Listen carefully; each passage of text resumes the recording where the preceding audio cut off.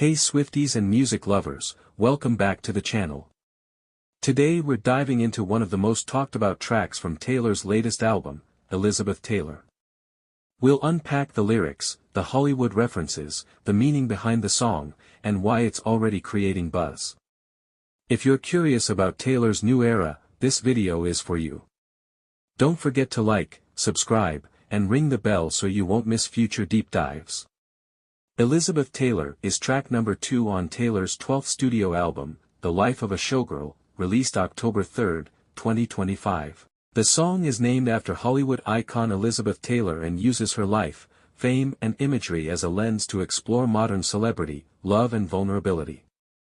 From the start, Taylor is weaving old Hollywood glamour with personal introspection. She's not just referencing Elizabeth Taylor the actress, she's reflecting on what fame does to love, identity and relationships. So what makes this track stand out? First, the production team. Taylor worked again with hitmakers Max Martin and Shellback, two names synonymous with her biggest pop-era smash hits. Second, the lyrics are packed with Easter eggs, jet-set locales, Hollywood hotspots, references to jewelry, fame, and that classic Taylor vulnerability. We'll break those down in the next section. Let's dig into some of those standout lyrics. Opening line, "That view of Portofino was on my mind when you called me at the Plaza Athénée."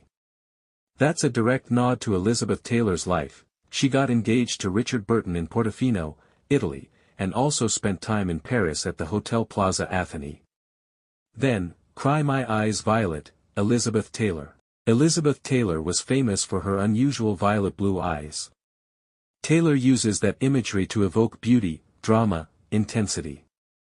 And, "We hit the best booth at Musso and Frank's.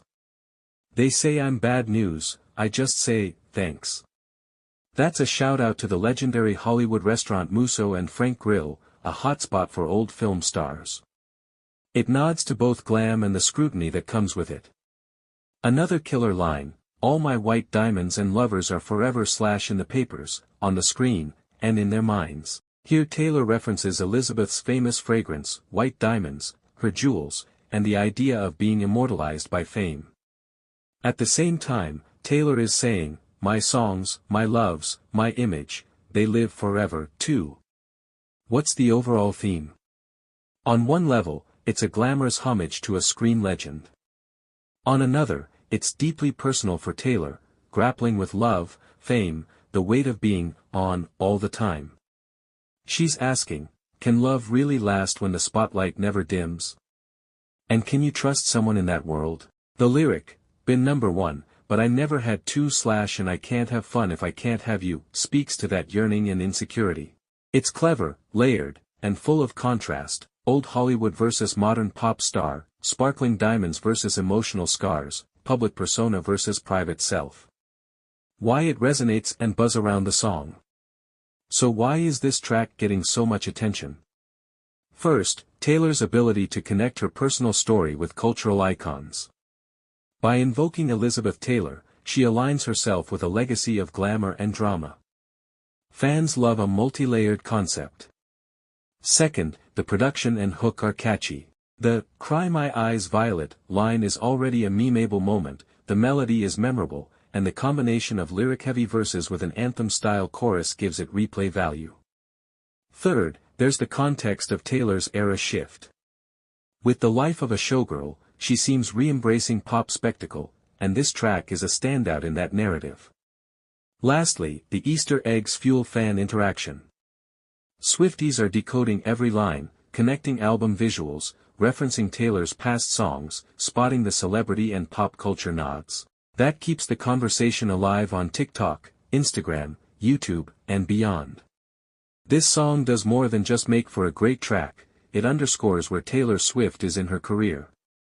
She's 35, in her 20th year as a major recording artist, and yet here she is still innovating, still referencing her past, and examples like Elizabeth Taylor, to stay fresh. Keeping the icon energy alive. Also, by naming this song, Elizabeth Taylor, she is making a bold statement, fame is glamorous, but it's also fraught. She's not just having fun with it, she's reflecting, owning her story. Earlier in her career, Taylor's narrative often centered on heartbreak, youthful mistakes, turning pain into art. With this album and this song, the tone seems more self-possessed. She's saying, yes, I know what this world demands of me. Yes, I know fame will fade. But I'll make something timeless anyway. In other words, if Elizabeth Taylor's life was a Hollywood legend, Taylor Swift is writing hers in pop songs. And this song is one of the key chapters. Okay, now for some ideas on how you can enjoy and interpret the track, and increase your engagement. Listen to the song without distractions. Pay attention to the lyric. If your letters ever said, goodbye, I'd cry my eyes violet. Ask yourself, what does the violet eyes represent for you? Is it sadness? Rage? The rare and beautiful? Watch the album visuals or lyric video. Note the locations, the lighting, the aesthetic, it all ties back to the old Hollywood plus modern pop hybrid. Join the Easter egg hunt, share in the comments or foster discussion. What references did you catch? Portofino? Plaza Athene? Jewelry references? The best booth at Musso and Frank's?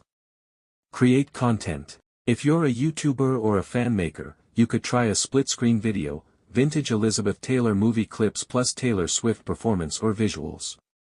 Or compare the two stars' lives and media portrayals. Finally, share your favorite lyric, and why it speaks to you. Maybe it's, you're only as hot as your last hit, baby. Maybe it's, been number one, but I never had to. Let's get the comments going below. To wrap up, Elizabeth Taylor is a glittering, smart, emotionally rich entry in Taylor Swift's catalog. It's glamorous, yes, but it also has heart. It reminds us that behind the spotlight, there's still a person asking, can I be loved, can I last, can this story really be forever? If you enjoyed this deep dive, hit that like button, subscribe to the channel if you haven't yet, and ring the bell for more breakdowns of Taylor's songs, albums, and pop culture moments. Thanks for watching, and I'll see you in the next video. Until then, keep streaming, keep decoding, and keep loving pop music. Bye for now. Subscribe, button, like and share. Comment below, what's your favorite line from Elizabeth Taylor and why?